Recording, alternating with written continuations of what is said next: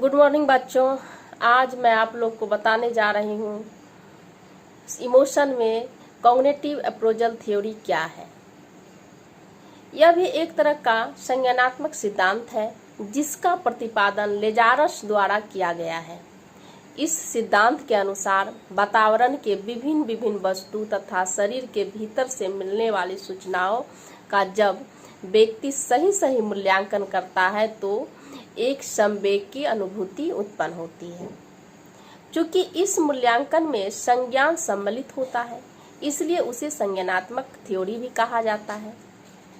इस संदर्भ में लेजारस ने 1990 में अपने संवेग के परिभाषा में कहा था कि संवेग पर्यावरण के साथ बनते संबंधों के प्रति अच्छे खबर तथा बुरे खबर के प्रति संगठित मनोदैहिक प्रक्रिया है। व्यक्ति हमेशा वातावरण में किए जाने वाले अनुक्रिया के लिए अर्थ ढूंढता है। हम लोग सिर्फ यह नहीं जानना चाहते हैं कि हमें कैसा व्यवहार करना चाहिए, बल्कि यह भी जानना चाहते हैं कि कैसे अनुभव करते हैं।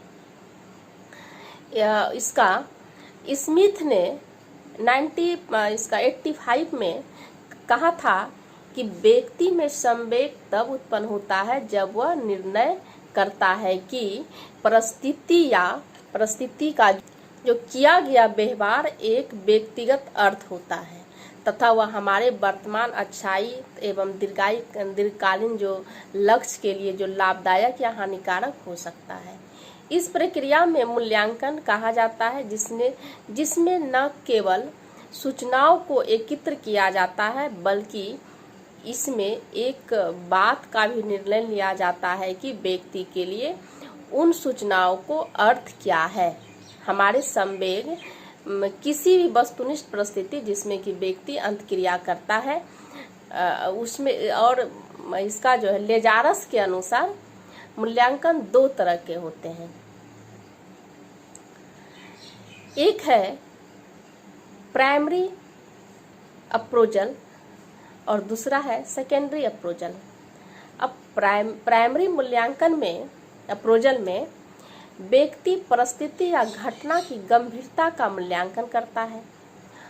यहाँ वह इस बात का मूल्यांकन करता है कि परिस्थिति में जो घटना घट रही है उसमें वो कहाँ तक प्रभावित हो रहा है। जब प्राथमिक मूल्यांकन की प्रक्रिया संपन्न हो जाती है तो उसके बाद जो सेकेंडरी अप्रोचल की प्रक्रिया प्रारंभ हो जाती है, जिसमें कि व्यक्ति उस घटना या परिस्थिति से निपटने की अपनी क्षमता का जो साधना का मूल्यांकन करता है। व्यक्ति में अनुभव जो किया गया संवेग है प्राथमिक मूल्यांकन तथा गौण मूल्यांकन के बीच का संतुलन का परिणाम होता है। जब व्यक्ति यह मूल्यांकन करता है कि परिस्थिति में गंभीरता अधिक है तथा उससे निपटने के अपने जो साधन तथा क्षमता कम है, तो इससे संवेग की तीव्रता अधिक होती है। परंतु इसके विपरीत भी है कि परिस्थिति में जब संवेग का तीव्रता कम होती है तो इस बात पर स्मिथ और वर्ड्सवर्थ ने भी अपने अध्ययन करके यह बताया था कि व्यक्ति परिस्थिति तथा घटना का मूल्यांकन कुछ बीमाओं के रूप में करता है, और इन बीमाओं का जो निम्नलिखित 8 प्रकार है बताए गए। जैसे पहला प्रकार है अटेंशन है, नवीनीकरण है, निश्चितता है, नियंत्रण है और सुखाभ्यास है, और प्रत्यक्षित बाधाएं है और उत्तरदायित्व का तथा वैधता है। प्रत्याशित प्रयास भी है। अब हम अटेंशन अवधान की बात करें तो यह वह परिस्थिति ध्यान देने वाला लायक है कि या उसके अपेक्षा करते हैं कि आगे बढ़ा जा सकता है। दूसरा यदि हम नवीनता की बात करते हैं तो नवीनता जो है क्या घटना या परिस्थिति या प्रत्याशाओं को पूरा करते हैं या नहीं करते हैं। तीसरा है निश्चितता। निश्चितता का है कि मुझे मालूम है, मैं निश्चित हूँ क्या होने वाला है या परिणाम इसका अनिश्चित है। दूसरा है नियंत्रण। नियंत्रण में भी होता है क्या परिस्थिति अपने नियंत्रण में है या इसका नियंत्रण कुछ दूसरे ताकतों या कारकों के द्वारा हो रहा है। अब सुखाभ्यास की बात है।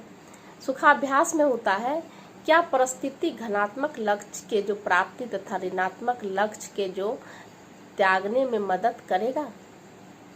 और इसका प्रत्याशित बाधाओं में होता है जब कोई अन्य कारक या व्यक्ति हमारे रास्ते में बाधक है।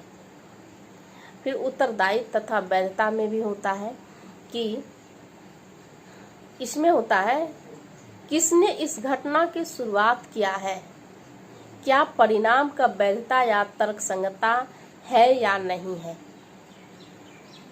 और प्रत्याशित प्रभाव में होता है कि क्या घटना या परिस्थिति ऐसी है कि कुछ विशेष कार्य किया जा सकता है या उससे अपने आप उसमें जो हटा लिया जा सकता है।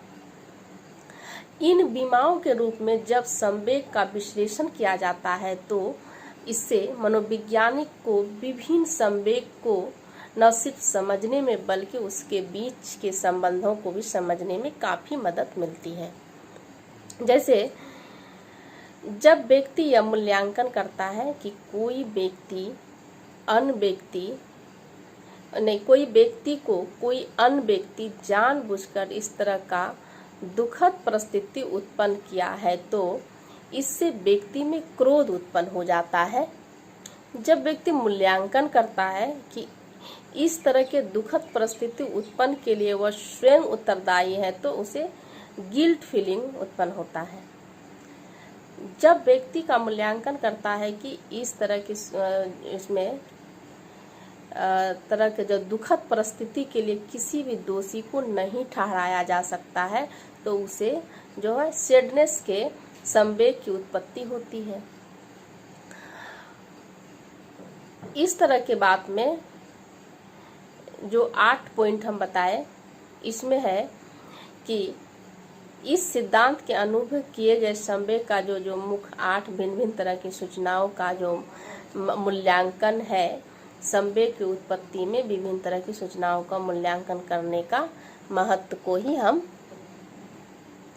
सिखलाने का महत्व दिया गया। इसमें जो लेजारस तथा उनके अन्य विद्वानों ने भी इसमें एक प्रयोग करके इस तरह जितने सारे पॉइंट को हमने बताया वो सब पर एक प्रयोग किया और पाया कि संवेग में जो है इस सिद्धांत का बहुत ज़्यादा महत्व है और ये इसका संज्ञानात्मक मूल्यांकन थ्योरी जो है एक महत्वपूर्ण स्थान प्राप्त किया है।